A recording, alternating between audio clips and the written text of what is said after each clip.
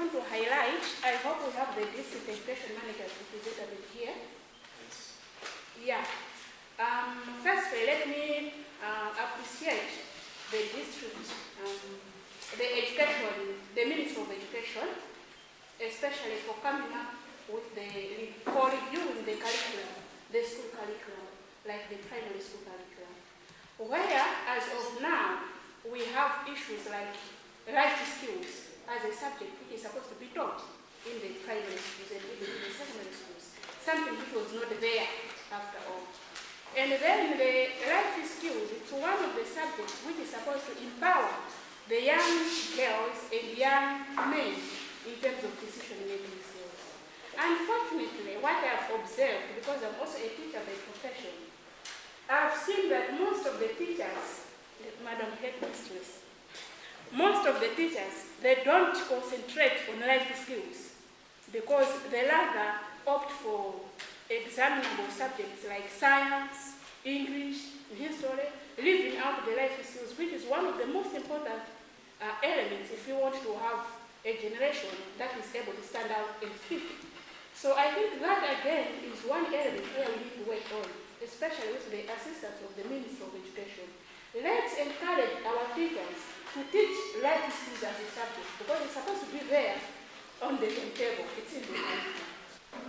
For the issue of the life skills not being examined, I think from last year, 2010, it has been now being examined by the madam.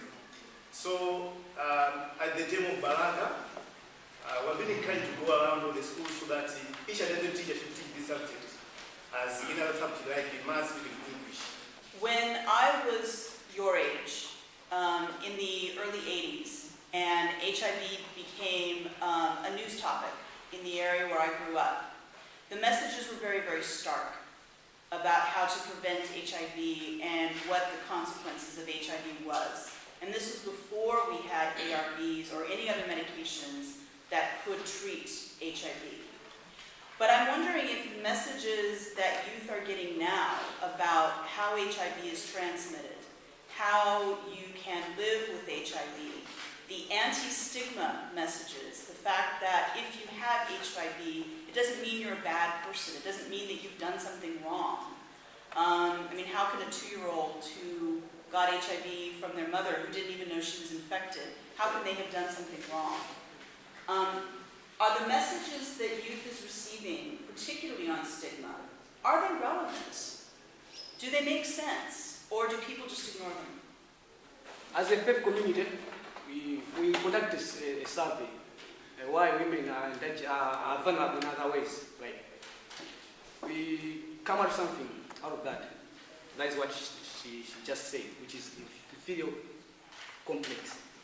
A number of women, they feel they're down. They feel they are inferior. They cannot perform anything. But look at the Bible, what the Bible is telling us. All these people, men and women, were created the same day. Just the decision that one other day, the another day also. But the fact is, women adopted this to be their life. What I'm trying to speak is, they take that vulnerability to be their living. If you watch a music video today, you find a man wearing decent clothes, smart or whatever. But look at the lady beside the man. He just puts something at the waist, which means that they are adopting that vulnerability to be theirs.